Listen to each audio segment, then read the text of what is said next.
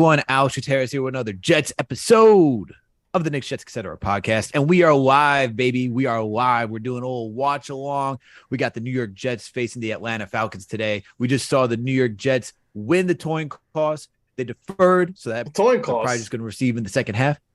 Coin toss, whatever. Who cares, man? Who cares? I don't see you doing this. We live. We're live. It happens. We're live. Whatever.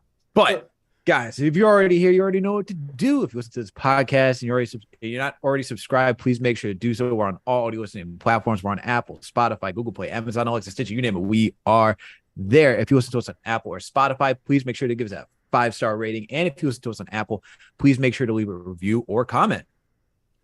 You can also find this podcast on the Daily Knicks with the Jet Press because we are partnered with Fansided and Minute Media. If you're watching us here, you obviously know we got a YouTube channel, so make sure to subscribe, hit that notification bell. That way you know when a new episode drops. Leave a comment, add to the conversation. We got the chat going. Make sure you give your takes, your opinions. We'll read it. We'll engage with you tonight. All right. And while you're also over here, make sure to check out Winning Picks Weekly. John, video producer Greg, and our guy and co-host Chip Murphy. These guys go through every sport possible. If you need to put money down the line because you like sports betting, these guys got you covered. And then last and certainly not least, please make sure to follow us on all social media platforms. We're on Facebook, Twitter, Instagram, TikTok, you name it. We are there. John, Greg, my guys, we are watching the New York Jets live. All right. Got some Monday Night Football for preseason style. We don't have all the starters. We got some, not all. But, hey, you take what you can get, especially after a scare with Zach Wilson. So you could understand Robert Saleh's thoughts and opinions on why not all the stars are playing. But let's get into this, guys. Let's start it off. Let's start this conversation off as we're about to watch the kickoff.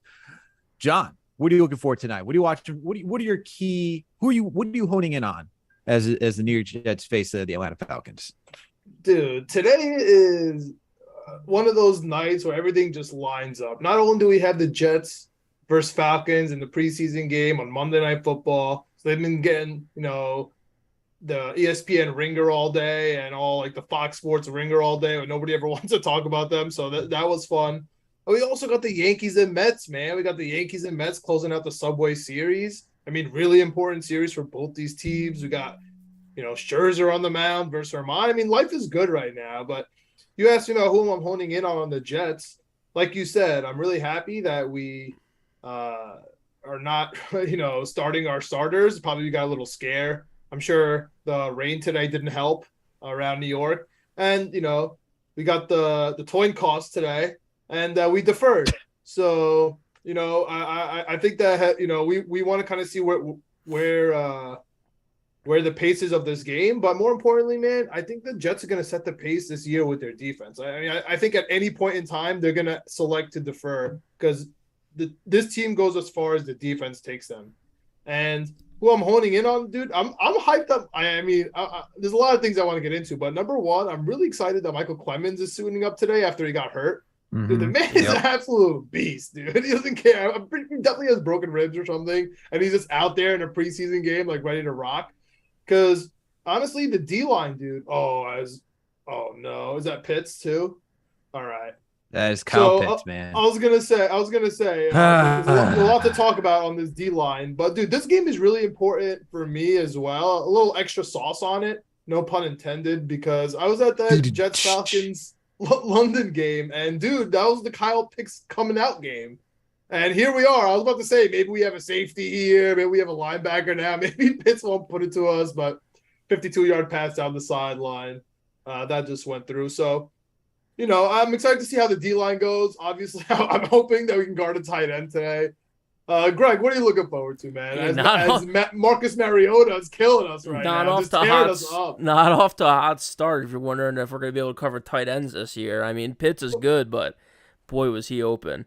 I'm excited for a lot of things, man. I mean, we're coming down to it. We got, 2 weeks left till the season starts, so roster cuts are going to be happening fast and furiously over the next 2 weeks.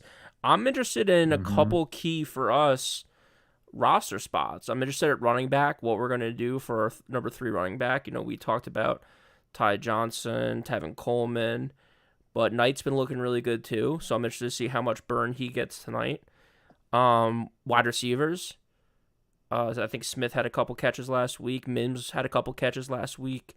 So what are we going to be doing there? And then as far as the defense goes, defensive line and cornerback, who's going to be making the cuts, who's not. So, it sounds like, bro, your boy Hamza is getting in the backfield over here at the goal line. He's trying to get to the roster. Yeah, exactly. So there's a few guys on the defensive line who had pretty good weeks last week too, who are also on the bubble. So I'm interested, man. Really interested to see how this D line shapes up. It's weird as a Jets fan to think about where you have depth at any one position, but it does feel like at the defensive line we do have some depth. So we're going to be cutting a good player or two, unfortunately, because everyone's been showing out preseason for us. Put some pressure on. Alex, anything that you're looking for in particular tonight, as far as the Jets go? I'm watching the defensive side. Look, we got Michael Clemens out there right after the injury that John already noted. So looking forward to seeing what he can offer, and also looking forward to watching Sauce Gardner, baby. Come on. It's important to see how he is going to progress and going into this season. We're going to need him. We're going to need the secondary to be good. So we're really focusing on the defensive side. Offensively, do we know if we're going to see any Breece Hall? I don't think so. Because I know all the stars aren't going to be playing. But if we do, I'd like to see Breece Hall get some action.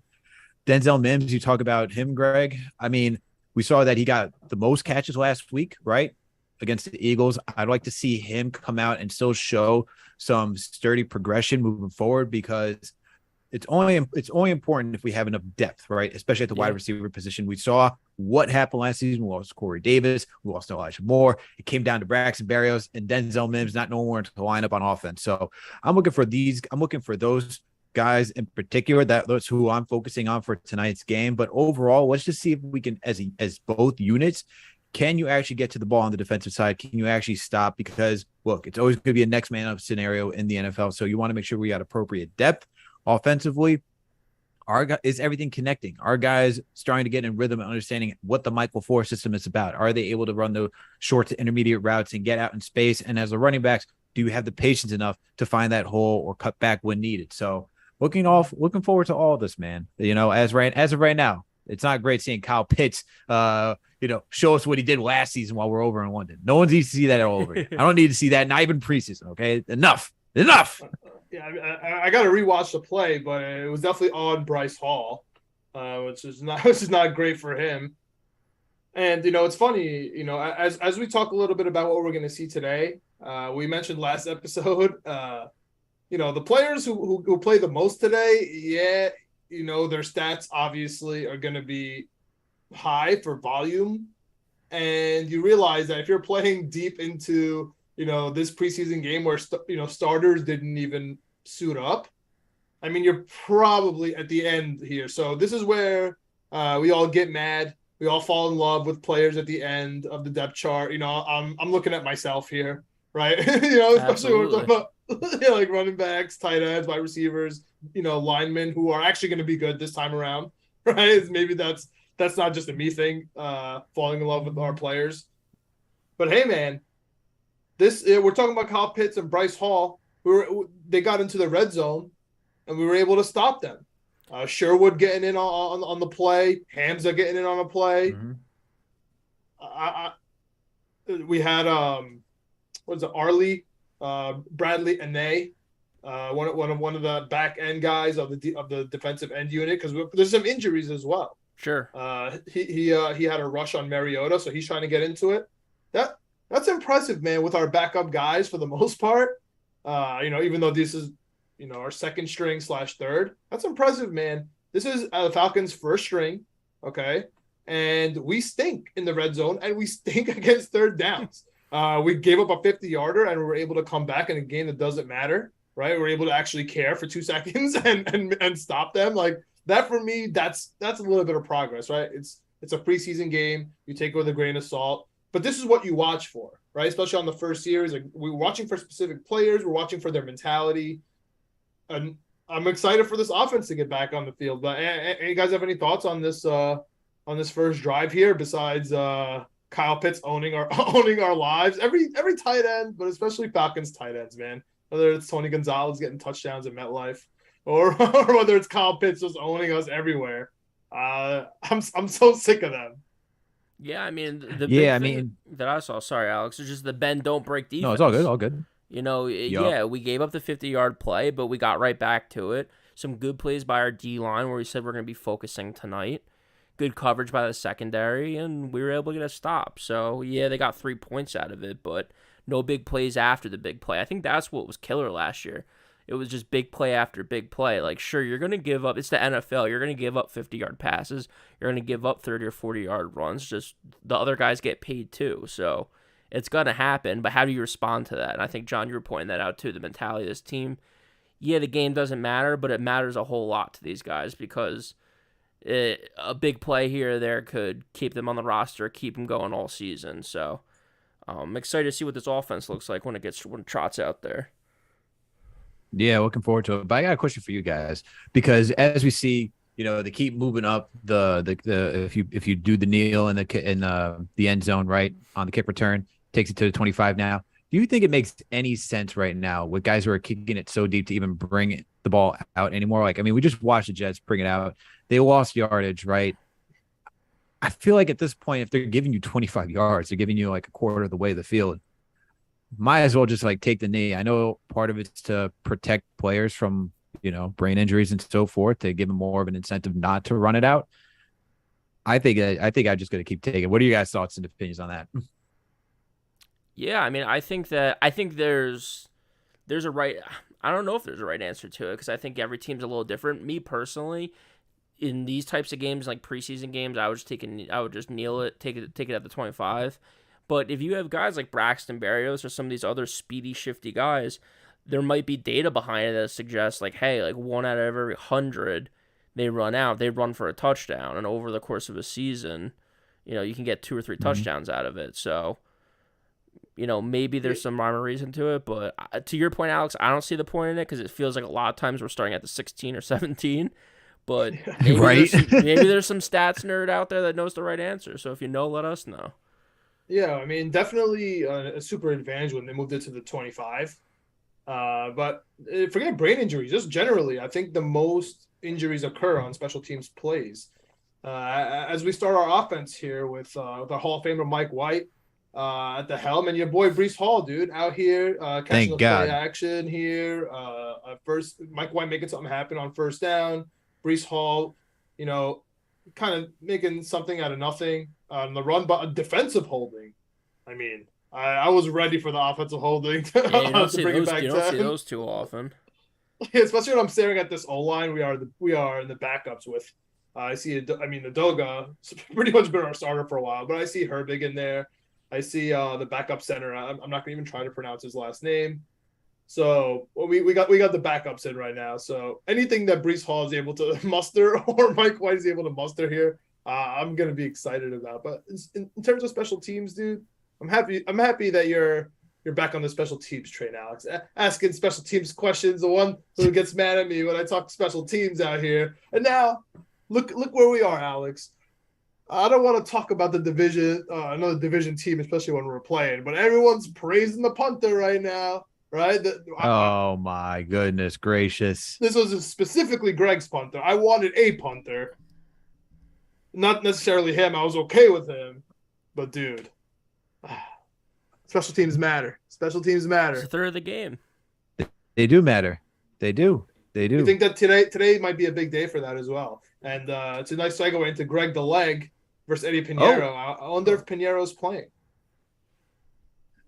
We'll see if Eddie Pinheiro's playing, but we saw some good we saw a good pass from Mike White getting to 3rd and 4. Then you saw the pocket breakdown. Mike White trying to scramble, just need a little bit more of a quick step to break away and get that first down. But looks like the Jets are going to be punting it.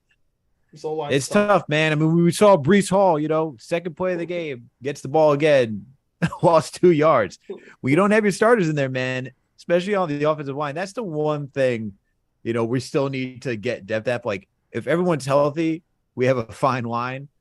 When we start asking for the next man up for this team, just need all your thoughts and prayers for this team, man, moving forward, in all honesty.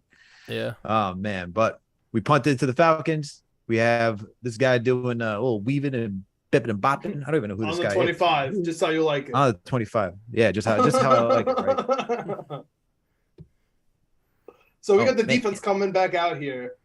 We mentioned Bryce Hall in the beginning. We mentioned Sauce Gardner. Let me ask you guys about Sauce Gardner real quick. Do you guys want to see him? Let me start with this. Do you guys want to see him play this game today? Because we coddle the offensive guys, right? The running backs, the quarterback. Are we about to coddle? But we need to. A cornerback too? I'm asking you guys. I don't know. Do you guys want to see him get reps, or like is there potential? I do want to see him get hurt reps as a cornerback. I don't know. I think it's less likely as a corner to get hurt. I think when I think about cornerback injuries, it's more of it comes down to the ligaments and stuff like that. But I think he needs his reps, man. If you're Robert Saleh and you're looking for this defense to take another step forward after what the secondary has done for this team, especially what it did for him last season, which was bad. It wasn't great. It wasn't terrible. It was just bad. But we need to see everyone get as much reps as possible to be ready for this season. So, I want Sauce out there, man. I mean, come on. He's number one guy. He's our number one guy. Fourth overall. You want to see the action. I mean, we literally have no first-team O-linemen or tight ends. No Corey Davis, no Elijah Moore, no Michael Carter, no Braxton Berrios. That's why I'm asking, because I see the pedestal that you're putting him on. Because here's the thing, man. We're going to play Tuesday night quarterback, right? Depending on how this game goes. If somebody gets hurt, we're going to say, oh, we're so stupid. How can we let people play? You saw people getting hurt. It rained today, right? But if he does well, like, oh, yeah, he needs those reps. You know what I mean? There's nothing like simulating game time plays. Greg, what do you think? Yeah, I mean, it's tough. Like Robert Saleh, I think, talked about it last year, and I think he might have mentioned again this week with these joint practices. Again, for those who don't know, we had joint practices this week with the Falcons leading up to this game. So they were in New York, we were practicing, and he was saying that last year from the Green Bay joint practices, they're a lot tougher. Yeah, well, they're a lot tougher on the players than they are your regular practice. You know, you have your other teams out there, everyone's going, pretty hard for a practice. So they get beat up, they get banged up a little bit more than usual. Maybe that's why we saw a lot of the starters on offense not playing, some of the starters on defense not playing. That being said, I do agree with Alex that like Sauce needs some reps because the speed of the NFL is different than college, especially what he saw in Cincinnati week in and week out. So I think that's good, but I would say maybe a quarter. Like he doesn't have to play a ton. Whatever the other he doesn't have to play the entire playing, because people are. I agree with you, Greg. Second series here. Yeah, so I think that the reports have been pretty good on him out of camp. So, really just speed, seeing different things, kind of getting some tape to kind of learn from throughout the next week or two. That kind of stuff. Nothing too crazy. I mean, he's a student of the game too. Even if he's not on the field, he's gonna be watching. He's gonna be learning. So. Speaking of, did you see that his boy, the wide receiver from Cincinnati, got a touchdown on him in practice? No, I didn't. I saw he picked off Ritter though, as his old quarterback. Yeah, it was Ritter. Ritter got the touchdown on him. Oh, and there we go. Of course. Yeah. So here's a play where our cornerback jumps. I think that was Bryce Hall, and then we have just off the top of my head. Missed tackle here is that Michael Carter? Not great, man. Oh, he was down. Not great. Dude, was he down? Was he? Yeah, I think his knee was down. Let me see that replay. Yeah, I think his knee was down. I'm a little behind you guys, so I can. Yep. Knee is down. Sorry, he's down. I'm watching like the replay guy. I'm in the booth. I'm about to say his knee was down. His knee was down. I'm pretty sure it was Michael Carter. Preseason for the refs. Preseason for the refs. Do you guys remember when we had the college refs because the NFL refs were on strike? Yeah, that was something. Was something indeed. The Seattle Green Bay was the game to end the lockout, huh? Yeah, the Fail Mary. Yep. Fail Mary. All-time moment. Yep. But yeah, Classic. I mean, so let me ask you a question about this Falcons team. Is this going to be the worst team in the NFL? I'm not even playing around. I don't think so. Okay. I don't think so. I think they're going to be pretty. I think they're going to be somewhere between bad to mediocre, but I don't think they're going to be the worst team. I think Detroit always has a nice running to be the worst team. Okay. Detroit, Cleveland. I mean, come on. You got Deshaun Watson out for, was it 11 games? What's Cleveland got right now? Yeah, no, it's Cleveland, a good point. Detroit. I mean, they're good everywhere else but quarterback, but That's the most important position. Yeah, Jacoby Brissett stinks. I'm with you. I mean, yeah, I think there's a few teams. I think Seattle. I think who else kind of stinks? I mean, Jacksonville always, like Jacoby you said, Brissett Detroit. Catching a stray on this show. Woof. To be honest with you, I mean, you guys could turn into Winning Picks Weekly for this when we talk NFL conferences, but I think Arizona has a running out here, a long shot to be one of the worst teams in the NFL, man. They just lose all their guys on offense and defense. I don't understand. Like I that's the one I don't get. And here we have a wide open tight end. Yep, Frisker. Yep. Keep Giggles in the comment. Kept Giggles in the comments talking about the Bears. The Bears stink. Yep. I'm with you. Bears gonna be bad too. The Steelers have a good defense, but I don't know what Mitch Trubisky is. I don't even know. Oh my! Is. Carolina. The tight end just does. Tight end does like a nice banana route just to get out. Not banana route, but a nice little small wheel route to get out. They found a huge gap between, and they look like the corners or they have a line going, and the safeties just confused. And we know that the free safety is an issue that has not been resolved. No, I mean Jordan was banged up this week too. I mean, when isn't he banged up? So he's out there trying his best. I'm surprised he's actually playing because we were wrestling a lot of people. So it's not looking good. Dude, not looking wide good open. Wide Jesus open. Christ, wide open. Greg. Wide open. Dude, like it might be the easiest bet in the world to just take the over on every single tight end against the Jets for the last like 5 years, dude. It's crazy. It's just their game prop. I will never forget tight ends in fantasy, bro. It's nuts, dude. Never forget the Darren Waller game. Never forget. Dude, you know what's funny, guys? Yo, like, Marcus Mariota is staying up. What is going on? Hey man, I'm about to say. Listen, this team is really struggling against our literal 4th and 5th string guys. Like Tenzel Smart, who's going to get cut. He's a guy. He's a cut guy. Yeah. You know what I mean? Like that's that's who they're playing against right now. We're getting them out of the pocket. We're making them look a little flimsy out here, which is pretty nice for us. Again, it's all about the intensity. Our secondary stinks, man. Our linebackers, I mean, obviously Quan and CJ aren't playing here. But the other ones need work, man. I love that Jermaine Johnson's in. I don't want to see him sit out. Yep. Are you guys like no? So we want defensive players to play. Is that what we're at here? Yes. Look, man. Just rookies. I want young guys to play. I don't care about CJ Mosley. He's wow. Good. There it is. You know, we need young guys to get reps in this game because I don't know how you pronounce that last name. Zacchaeus? Yeah, he's a Zacchaeus. Okay. Zacchaeus. Okay. Yeah, he's a beast. But you know who's having a tough preseason here, man, is Bryce. Oh, Bryce Hall, dude. Woof. This is why the Jets decided to go draft a corner and say, remember when everyone was getting upset when Connor Hughes wrote saying, the Jets believe that these guys are more third than they are twos.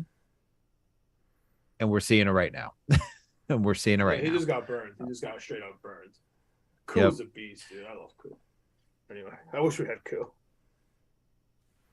Yeah, Mariota's look pretty good, though, to start. He's moving around. That's another reason why I don't think the Falcons are going to be the worst team. Because I think they have a quarterback. Some of these teams that we talked about, like Cleveland, like Seattle, they don't really have a Carolina. Yeah. Might be a bad team this year with all the stuff they have going on. They don't really have the quarterback position figured out. Mariota's not great, but Mariota's serviceable. You at least know what you're getting with Marcus Mariota, and he didn't sign a big deal. He needs to play well on a 2-year deal if he wants another contract. So I think this is a big year for the Falcons. Problem is the division, man. The division's pretty tough with the Saints and the Tampa Bay. Yeah. It's going to be tough for the Falcons. I mean, I think they'll be fine. Mariota I think he's going to be revitalized to a certain degree because he lost his job in Tennessee. He didn't have any option. He He didn't have a job out in Oakland, or not Oakland, but Las Vegas, I should say. Las Vegas. Get out. Oh, sorry. Little Mets Warning track, little right? Mets Yankees Warning talk track, right there. short porch. Warning track, right porch for Scherzer. He would have for Rizzo. He would have blew this game out of the water for Scherzer. Sorry, I had to interrupt you, Alex. For a second, I thought you said get out because I said Oakland instead of Las Vegas, but no, for Vegas. Yeah. Getting a little too serious over here. Speaking of Las Vegas, what about it? What about them? We mentioned Tampa Bay. Can we just talk about this? This is the Jets pod. We talk about how number 12 deserves to be in prison for a number of reasons. And here's another reason that just comes through. Did you see? I'm not sure if you saw, Alex, but what we're talking about is UFC president Dana White breaking some news and confirmed by NFL beat reporters that he Tom had Brady a deal, almost went. he had a deal for Tom Brady and Gronk to go to the silver and black. But John Gruden, out of all people, is the one that nixed it. I mean, this guy was talking to every single girl at the party, bro. Every single girl at the party. And everyone's like, oh, he's so loyal. This guy, this guy is the best quarterback, the best player to ever grace us. We all need to be like him. Our children need to be like him. We need to eat like him. This guy's the worst. This guy is literally the worst, dude. The Raiders, the Dolphins. Where else does he want to go? Apparently Tampa Bay. He went there. Tampa so Bay. 3 teams wants to stay in New England. Yeah. Where else? It's crazy. Everywhere. Prison. Yeah. Does he want to go to prison? The guy deserves to go to prison. But Tampa Bay's gonna have a tough time this year. Besides the fact that he's old and they can't cover prime time games, the offensive line is tough this year. They are banged. They talk about banged up offensive line. The Tampa Bay has quite possibly the worst offensive line in the league right now. If the league were to start right now, they might have the worst offensive line. No doubt about that. But I'm sorry. I just saw the stat line for Marcus Mariota right now. He's 6 for 8 for 132 with a touchdown. That is just comical stat line. We're just talking about comedy at this point. It's halfway through the first quarter. And that's what I'm saying. Yeah, it's tough, man. If this was a fantasy game, woo! Picking up Marcus Mariota. What do you think the problem is here? Is do you think this is the tight ends because they made the big plays? Is that really what we're boiling it down to? I think it comes down to, oh my God. Woo! Tipping. We're tipping things for the Atlanta defense. Oh my God. Jeff Smith? So Jeff Smith, you're about to get cut, bro. Save me, man. Greg rolled his eyes out here. Yeah, I was just looking at I was watching the replay. Dude, your point about what the problem 31 is. drops last season, second most in the NFL last year by the New York Jets. Remember that. We can't be having this. Heard Joe We got Garrett Wilson out there. Can we see him get some action? That's another person. I want to see out there for a little bit. Garrett Wilson, get some reps, get it going. I said he had a pretty good game last week, was able to get some separation. Can he do it again this week? Ask and you shall receive. Nice little button hook for Garrett Wilson here from the Hall of Famer Mike White. Definitely nice separation too. He got the step, got the hand on, was able to turn back around. The ball was a bad ball. The ball was a bad pass. Yeah. That's good, man. Everybody's talking. First wide receiver to be drafted in the first round by the Jets since 2001. Santana Moss, baby. Santana Moss. I miss Santana Moss. That was fun. Yo, he could be Santana Moss, dude. If a lot of talk about Elijah Moore really stepping up, looking unguardable. Flacco talk all these magical words talking about Flacco getting him the ball. I like that. But I really don't like Wesco getting a false start here. Wesco, we always talk about the tight end room here. Are you guys shocked? You think Ruckert's going to get in after, or you think Ruckert's not playing today? I hope Rucker gets some action, man. I think after. We need all of our rookies to get some action, man. Woof. Was that tipped or was that just underthrown? That had been tipped. Jeff Smith not having a great game here. Yeah, not at all. So Kev Giggles telling us that the Steelers O-line also terrible. Going back to nice to keep in mind. I mean, let's look ahead a little bit. Face them week 2. About to say, let's look ahead a little bit. We joke around that we got the Flacco Ravens. week 1 matchup. Week 2, we got Jacoby Brissett. Have the Greg talk a little smack about him. Week 3, we got the Steelers, right? Or is that we got the Steelers. Week 3, we got or is that week 4? No, I thought let me check. Let me pull up the I know it's the whole real North. Quick. Yeah, we got the entire Cincinnati week 3, and then Pittsburgh week 4. So week 3 will be a little tough, but then we're at Pittsburgh week 4. Hopefully they don't figure it out by then. Week 4. There's a chance, man. There's a chance that even with a backup quarterback, we could actually get some wins early here. How do you guys see? We're sitting here in the first quarter. Mike White just got the roughing the passer call. Coach of the Falcons freaking out. Breece Hall still in getting reps. Yaboa's in. Let's go.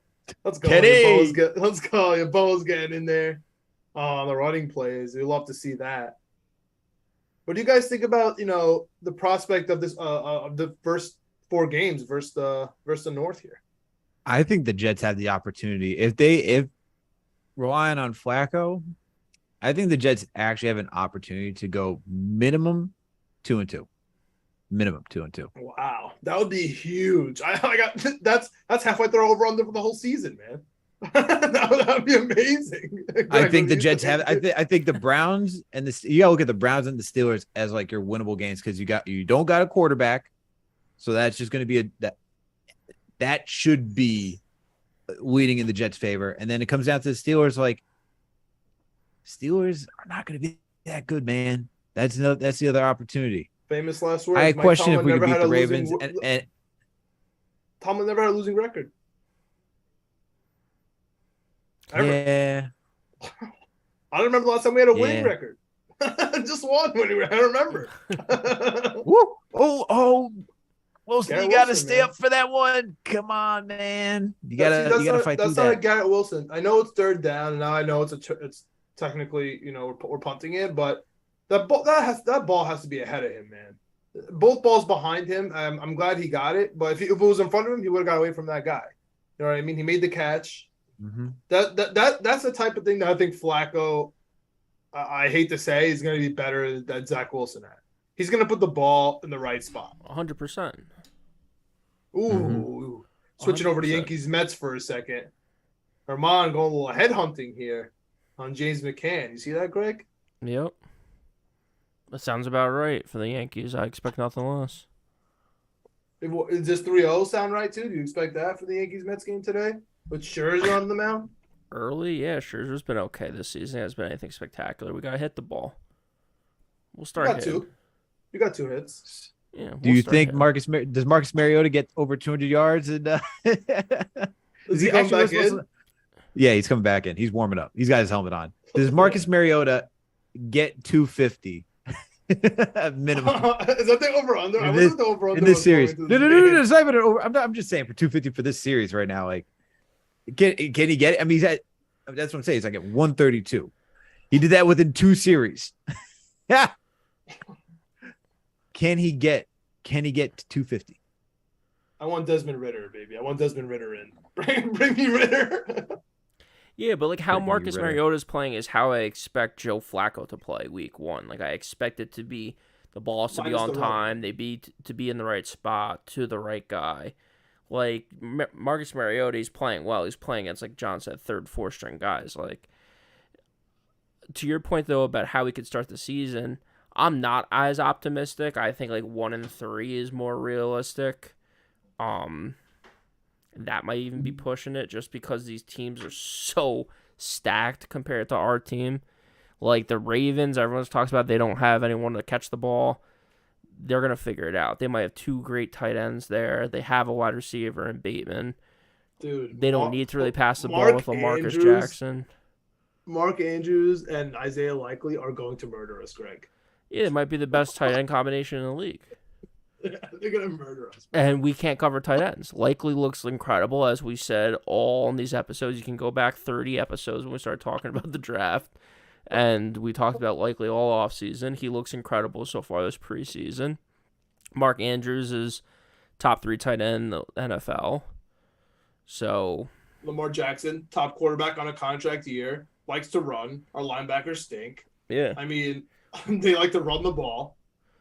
Cleveland We're might gonna be have a tough time versus Baltimore. I agree. Cleveland might be our best chance, and even then, their defense is stout. And we're in Cleveland week 2, so it's our first road game of the season. Well, we know how tough it is for defenses. We know how tough it is for defenses to win the game. You have to be on point the entire time, especially you could be on the field the entire time. That's just that's a tall order, man. That's why I think, and same thing with the Steelers too. Like Steelers, you have Mitch Trubisky. You're telling me Mitch Trubisky is going to keep them in the game?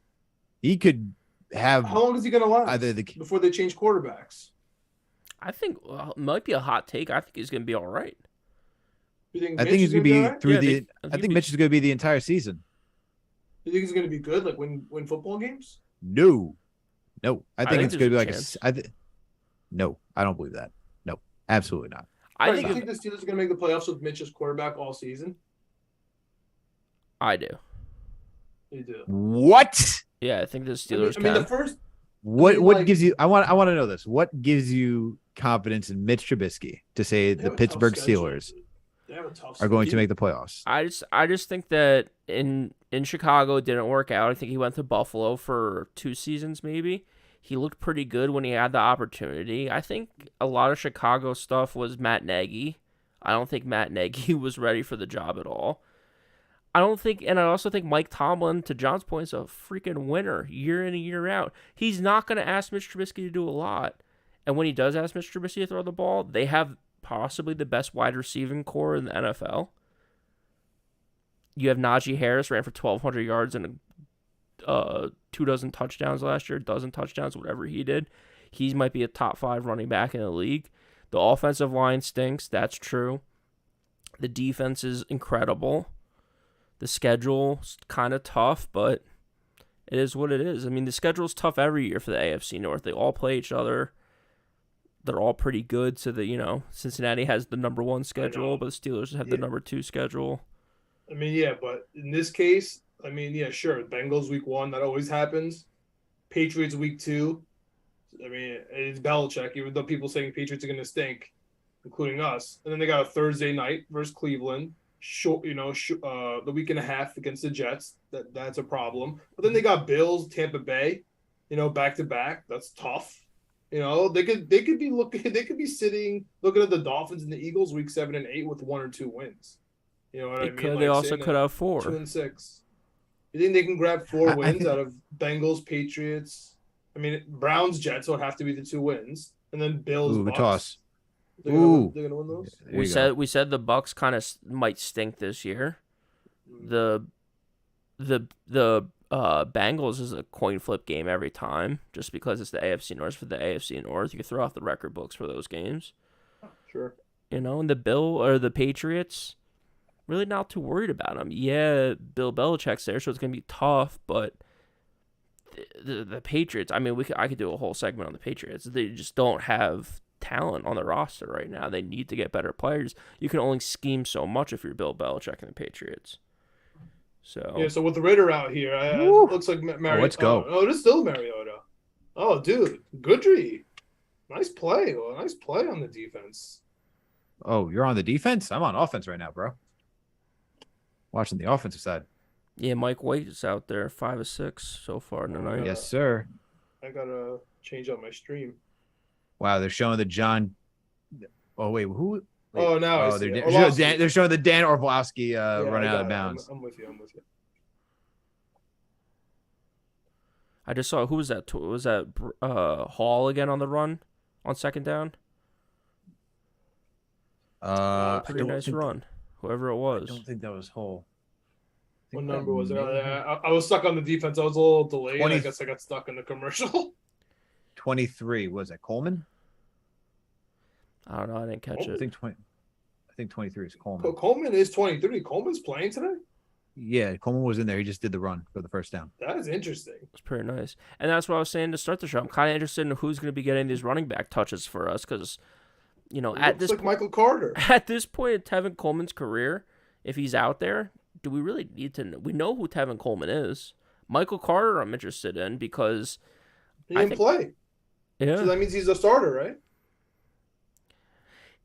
Is he a starter, or do we just know, or are we just confident with him, and we need like we were saying with all the rookies, like Hall still needs reps. It's not college anymore. You need to see NFL speed. Where Michael Carter had all that last year, and he was one of our best players last year on offense. I think for running back, you don't need that many reps. I think the running back position you can actually be a little bit more. You still need reps. Let's phrase. I don't think you need that many reps as a running back because I think one, you want to keep the legs fresh for the regular season. Two, with the New York Jets in the situation that they have with essentially 5 running backs on this team, I think you got to figure some things out. Do you want to keep Tevin Coleman? Do you want P. Ryan on this team? You know, who's going to be on this depth chart outside of Michael Carter and Breece Hall? So, like, Breece Hall showed some good stuff. We're pretty confident what Breece Hall can do at this point. I think if you want to see Tevin Coleman and you're trying to see, hey, does this veteran that we have on the team, does he still have some tank left in the gas? Can he still execute the Michael Force system? You know, that's the time this is the stuff that we need, guys. This is the information that we need right here. And the way that he was able to maneuver, all right, with this type of offensive line to still get the first down. Hey man, he's just showing his value. He's like, yo, man, I got this. Yeah, to your point, these old legs. If you can do it tonight with this offensive line, I mean, you should be able to do it with our starters because this is tough. This is almost not fair to do if you're trying to figure out who the running back's going to be to trot him out with, our third string offensive line guys. So it's interesting. Can you imagine? Salah's like, look, man, your job is all dependent on if you can actually make it through this offensive line. Yeah. I would say something about our offensive line, which I'm not ready to say yet, even though it's not looking great this offseason so far. Yeah, not encouraging right now, especially with all the injuries and stuff. Starters, yes. Starters, yes. No, tonight with this, I'm not encouraged by the backups. Oh yeah, but I'm encouraged by our starters for sure. As Armand gets out of the 6th inning with Starling Marte flying out to right field here. We got 5 wideouts. I'm excited about the offensive line. Actually, our starters. Yeah, I mean, we need to address it. Like we're gonna need free agents and draft picks over the next few years to really right the ship because Fant and Brown aren't the guys moving forward. For this year, it's okay, but if Zach Wilson is the guy who's gonna be around for 15 years, okay. I gotta ask you then, Greg. Yep. Are we gonna re-sign George Fant, or is he gonna just play out this year on right tackle? Like how can the Jets even convince this man to not only go back from left tackle to right tackle, but also not pay him? Who is negotiating for the Jets? I also don't know like what our cap situation is. I can't pull up anything because we're live streaming and stuff. But if we have the room to do it and it's a modest contract, I would say keep him, just because Locked you're in not for a couple years at right. Yeah, and we got a hold on Wesco right now, so we're going to be bringing it back after a Ty Johnson run. Go ahead. Yeah, but I'm okay with signing him for a couple years because chances are you're not going to be able to address the left tackle, or you don't want to address the left tackle and the right tackle in the same off season, just because that's very tough to do in an offensive line. I don't know. I would keep him. I would pay him because he's shown out for us before. He's played for us before, and he's stepped up in a big way when we needed it, and he played well. And if it takes a 3-year deal to keep him happy, keep him at the right tackle position to start the season, I'm completely okay with that. Because moving forward, then he can move to left. If we draft it right, he can stay at right if he needs to stay at right. Because we have to address it. We have to address it at some point. The interior line, the guard position's okay. We're going to need a center at some point too. So still a lot of pieces we need on this offensive line moving forward over the next 5 years or so. Here's the thing, dude. Dwayne Brown, he has an ascending contract. Yep. Where it's low guarantees this year, but it's high guarantees next year. I mean, he's going to likely be our starting left tackle next year, honestly. And so it begs the question, do we want to give guaranteed years for Fant, right tackle, and then you draft if you draft a premier, you're going to bench him. It's just going to look tough behind Fant. I don't know. It's a tough call, man. I don't know what they're gonna do. I mean, if I'm sitting from afar, I don't have to deal with feelings. All right. I don't have to deal with like consequences from an organization or from the players or from an agent. Yep. I'm just like, yo, play this out right, and we're gonna figure it out next year. Like the Ohio State right tackle looks amazing. We can grab him. We have Dwayne Brown, and we'll figure out left tackle, the year after. Or if Dwayne Brown gets hurt, you can switch to left. Dwayne Brown will have to eat that money, and then you'll hang out, and we'll pay you. But I don't know if the Jets can do that. You know what I mean? There's so many moving parts here.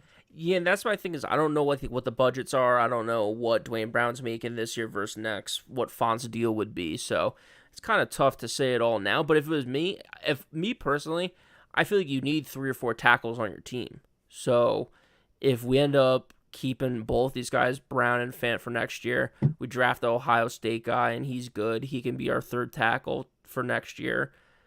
I hate to say it, but we already know it with Becton. Someone's going to get hurt. It happens. It's the NFL. It's a violent sport. You see it every week. So you need 3 or 4 tackles, and the tackles are the most important position. I mean, Zach Wilson can't be under pressure for the next 3 years. Nothing's ever going to happen if he's just running for his life like Mike White's been most of the night tonight. Did they just call Garrett Wilson Lynn Swan?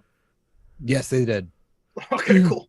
All right, so when Greg calls me the crazy person, I'm just gonna officially just cite ESPN in preseason week 2 called Garrett Wilson Lynn Swan because that was a bit much there.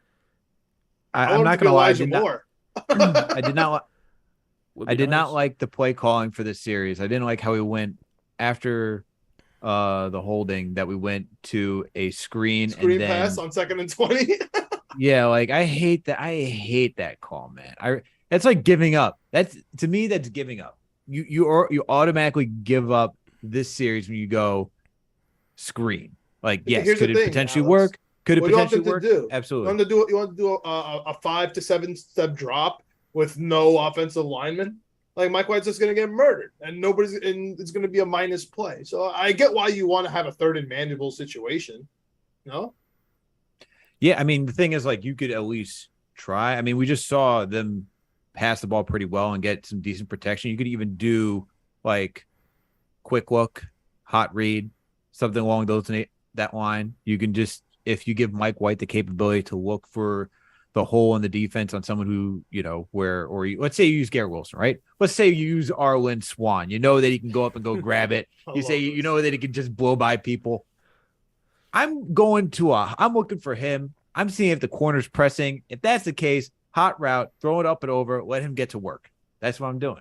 Just try to do something, man. I hate this.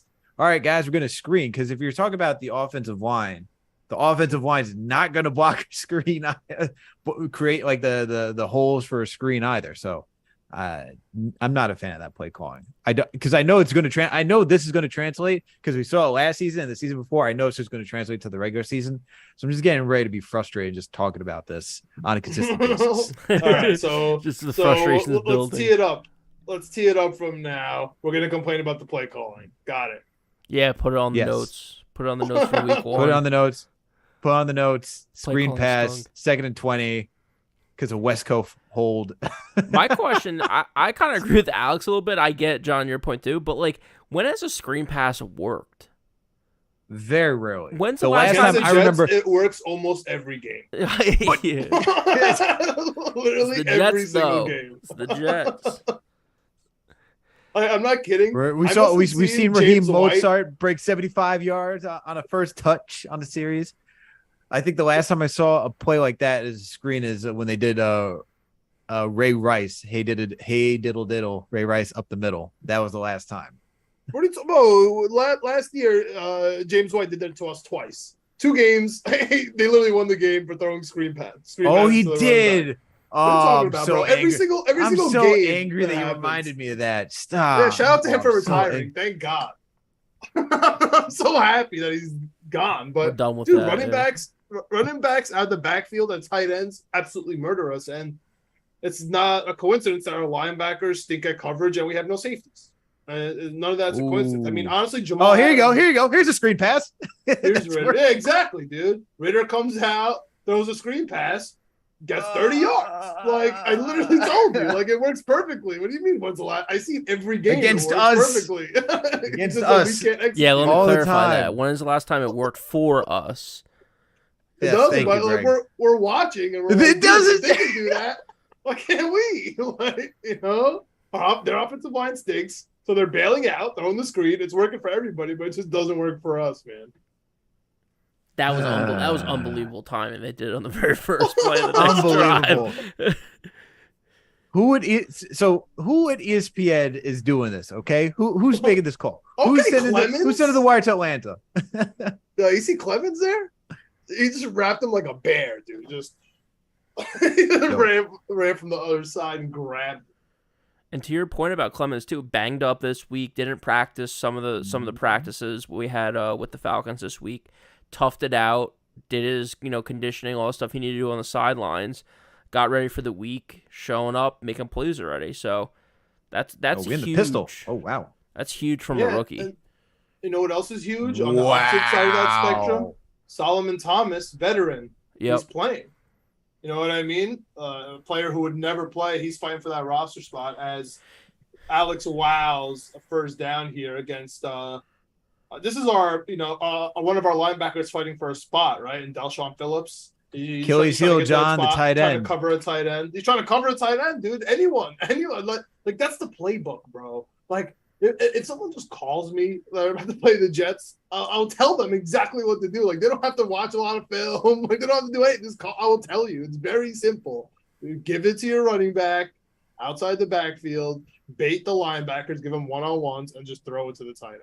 Like, nothing else matters. You're going to get first downs, dude. It's amazing. And then you'll break a corner once in a while.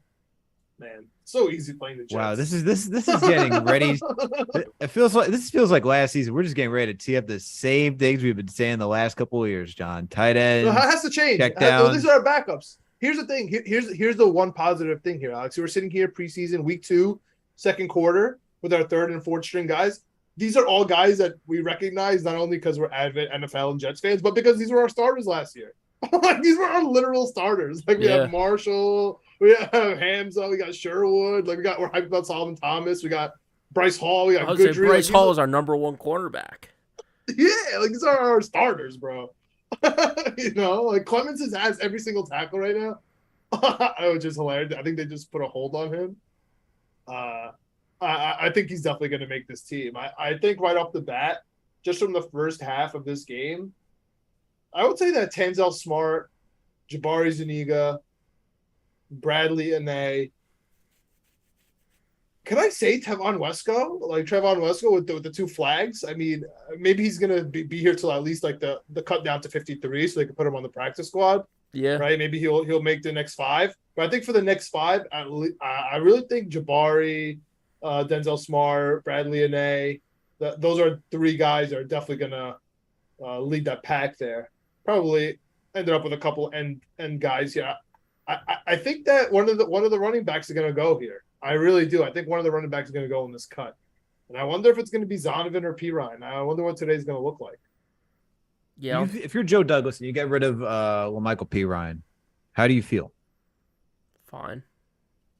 Yeah, here's the thing, dude. Like, if you're so I'm just saying that was about part the headline. Yeah, but listen, if you're so worried about I'm not talking about the headline. That, my draft guys, he sucks. Like, it's already written. It's already written. So he's not. Drafted someone. He's not a starting player. Like, he's barely a depth chart guy. It's already written. You know what I mean? Whether or not he gets a cut and Rich Cimini makes the tweet and then makes an article that gets spun around. You know what I mean? Like, you just can't think about that. I mean, Joe Douglas, he just physically can't. Don't watch this Yankees play, John. Oh no, it's coming. All right, go ahead, man. Alex. Well, but I'm throwing another to a tight end, dude. Is that a tight end? 83? Dude, what's happening? You think this is not foreshadowing? This is foreshadowing. I hate the Jets. Do you think so, Alex? Do you think we're going to have trouble this year with tight ends all season long? Because we're going to see week 1, we're going to have a problem. I can tell you that already. They got 2 in Baltimore. Oh, no. I think play, Greg. Tough pop up to right field that the players drop. Oh, that's a tough one. That's a tough one to swallow. I think it is.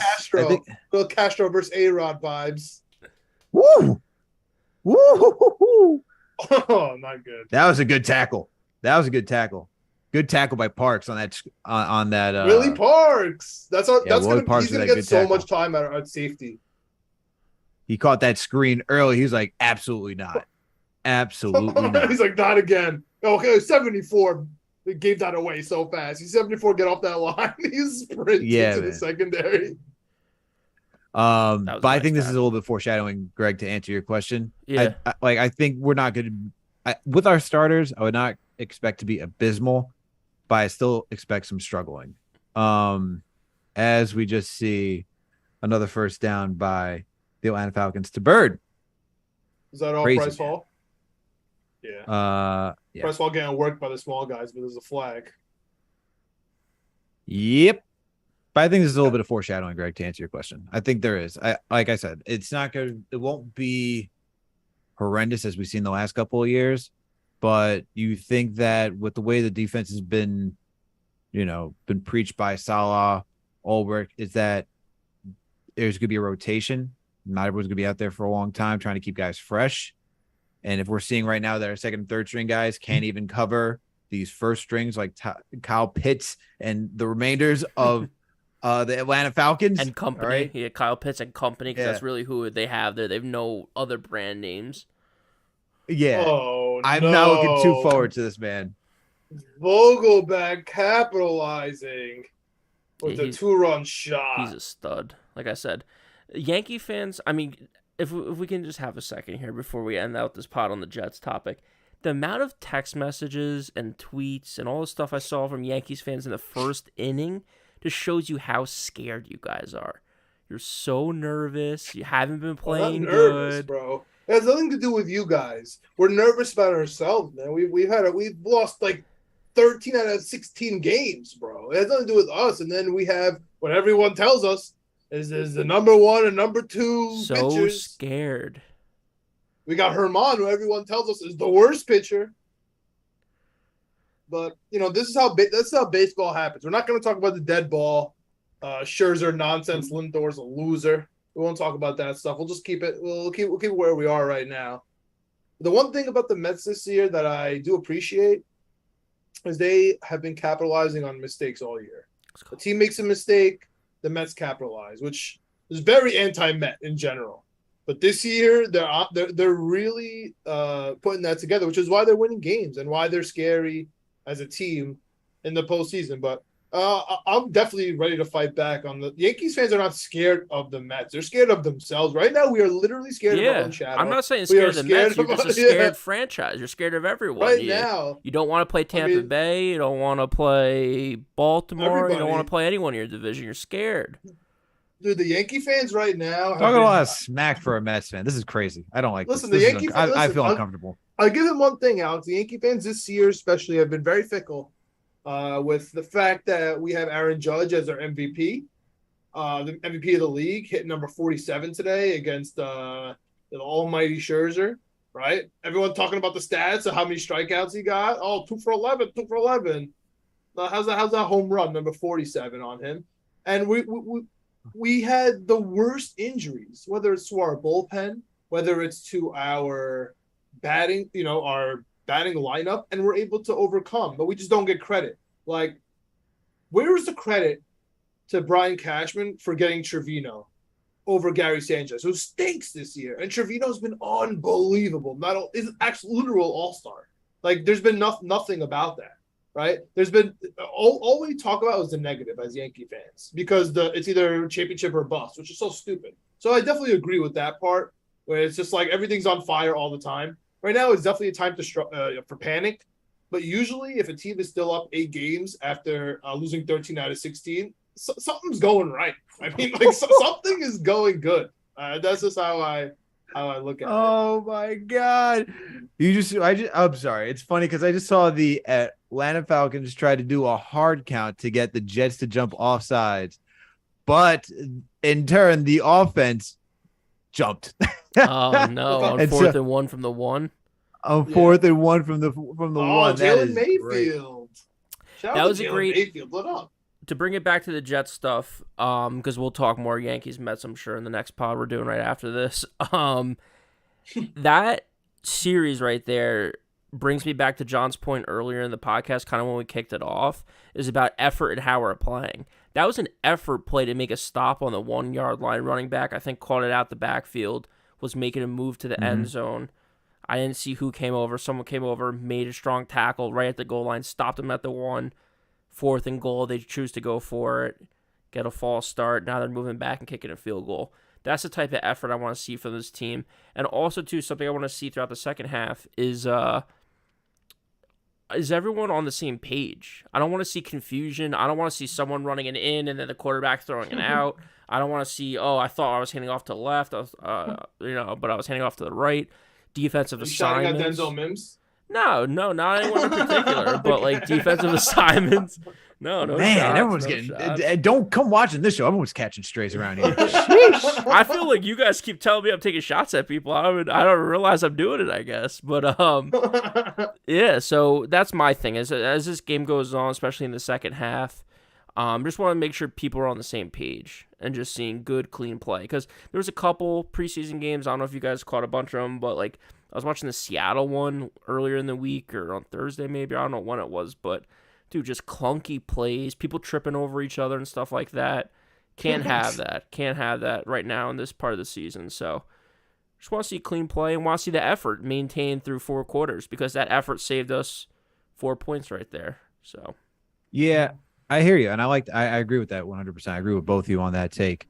My thing is that the Jets kind of got bailed out in this one, right? We got a holding, we got a false start. Like at the end of the day, like effort comes, like the hard work comes, and you need a little bit of luck.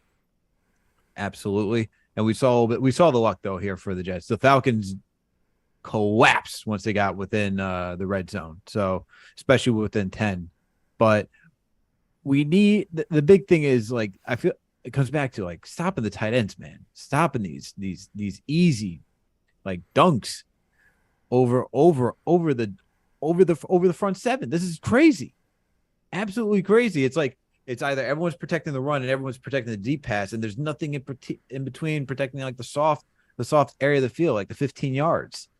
It's got to change, man, because it's not only the players that have to execute right, and the better the talent, obviously, the better it is, but the scheme also has to make sense too. And this is not saying Sal doesn't know what he's talking about, but and this is just preseason, but want to make sure that as soon as regular season starts, man, facing off against the Baltimore Ravens, can't have stuff like this because we'll get worked. We're gonna get worked.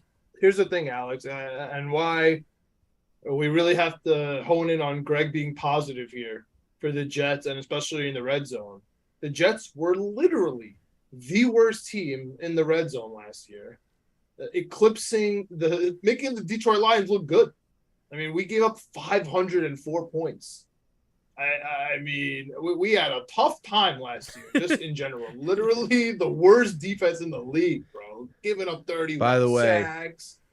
We're starting out the 15 because we took it out of the end zone again. This is what are we doing, man? This is where we keep shooting ourselves in the foot. No, Zonovan Knight just trying to make the team, bro. You don't make the team by taking knees if you're Zonovan Knight. Yeah, I also think if he breaks that out, it's gonna be all over. I mean, they just called Garrett Wilson Lynn Swan. Imagine what they would call Zonovan Knight if he got a damn touchdown right now.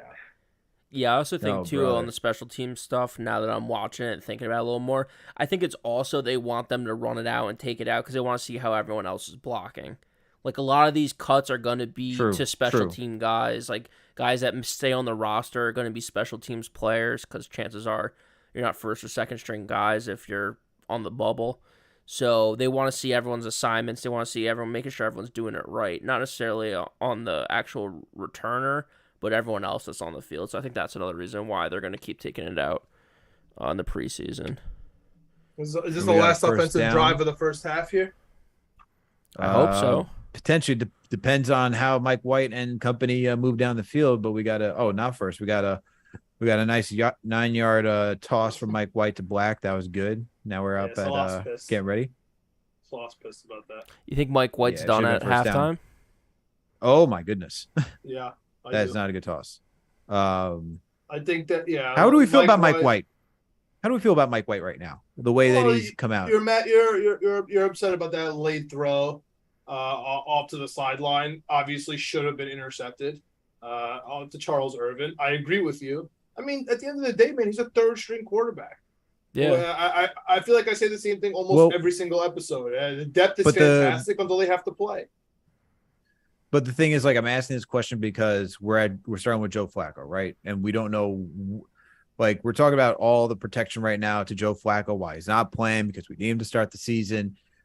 I'm asking you, as insurance, how do you feel about Mike White watching him perform tonight? How do you feel if he has to get live game reps going into the season? Are you confident that he can at least manage the game and keep this team in it?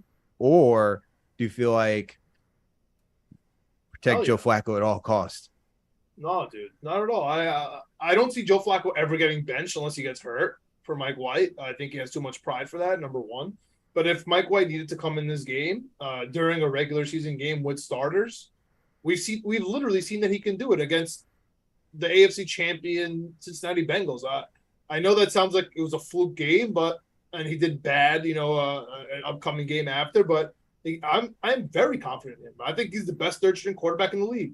And I think that he's probably top 5 backup quarterbacks right now, as second stringers. I'm okay with it. And we have good news from Zach Wilson, dude.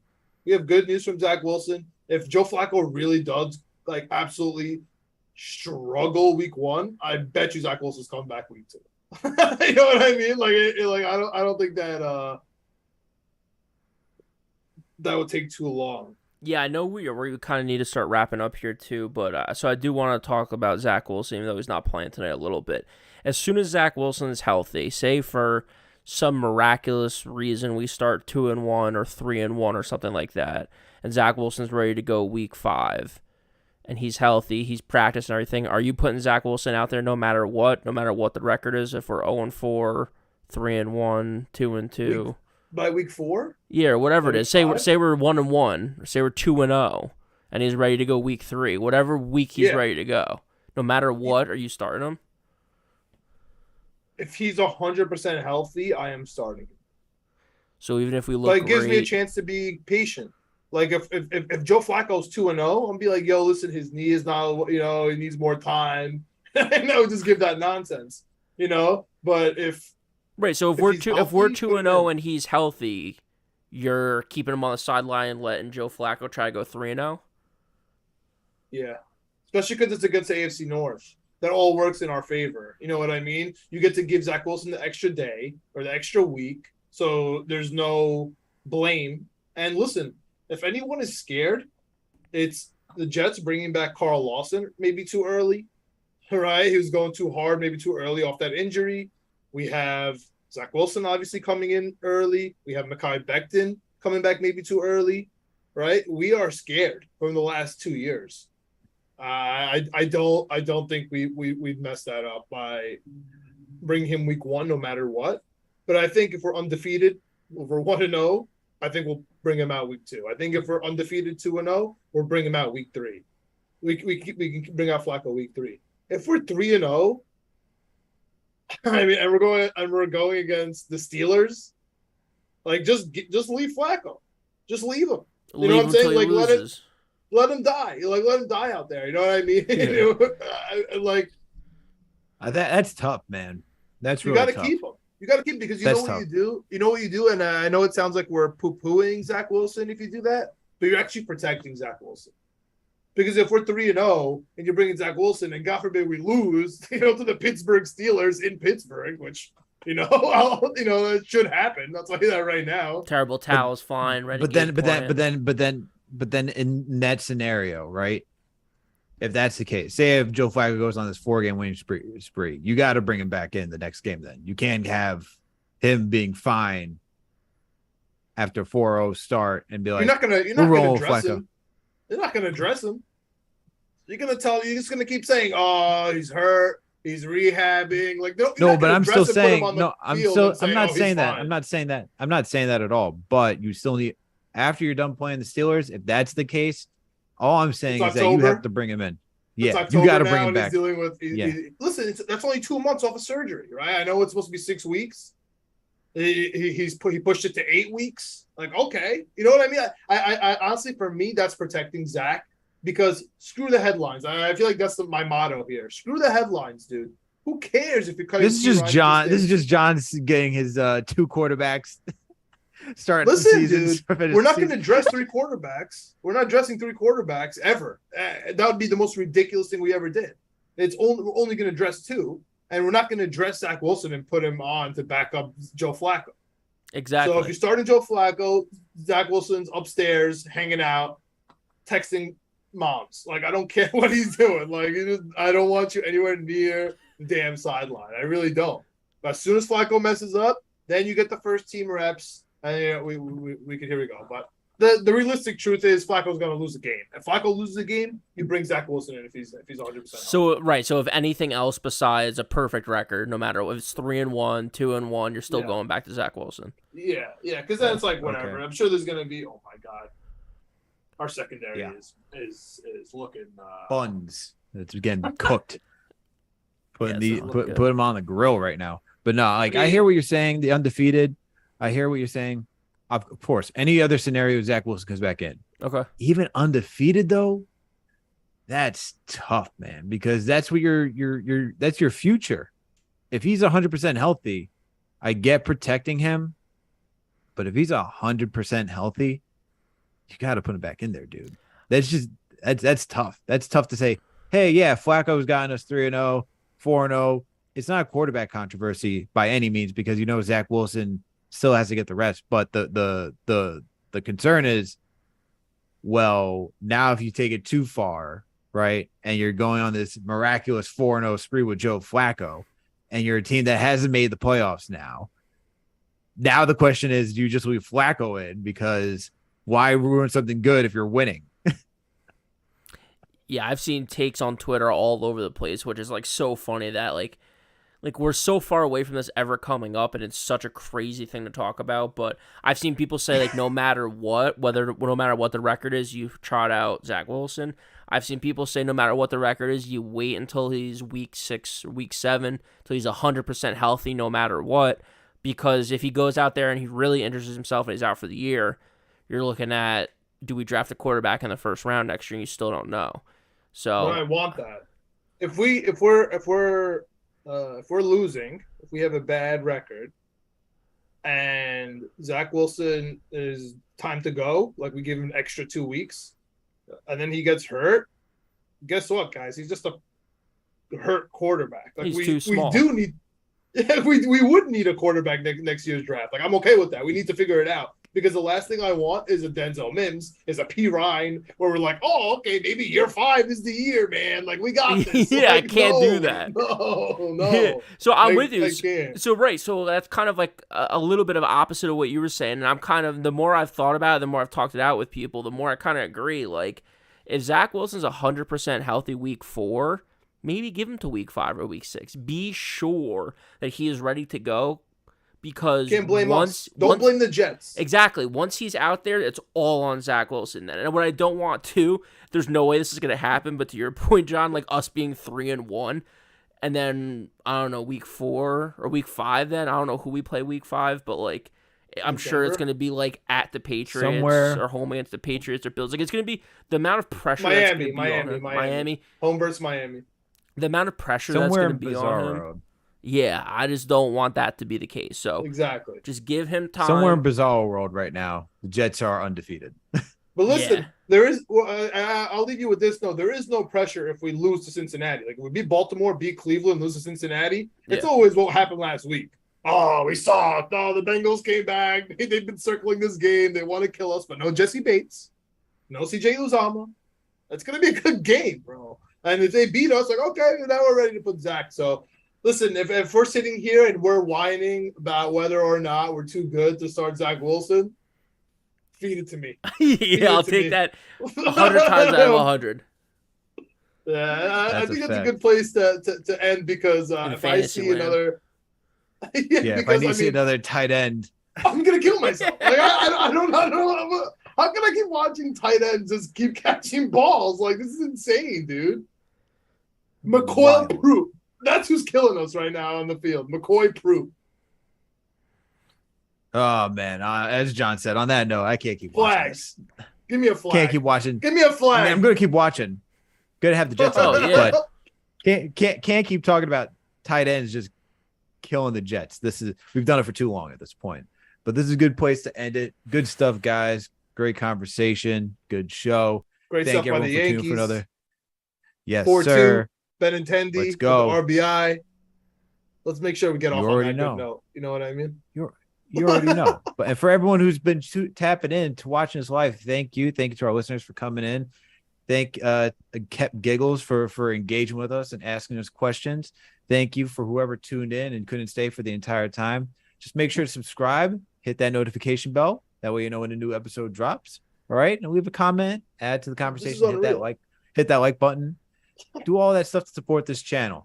And if you can't watch us live, you know what to do, or check out the YouTube channel. Please make sure to subscribe. We're on all audio listening platforms. All right.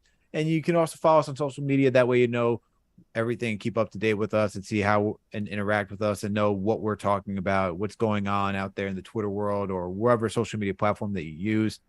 And also make sure to check out Winning Picks Weekly. John, video producer Greg, and our guy and coach Chip Murphy. These guys go through every sport possible to give you your sports betting take. So make sure to check them out.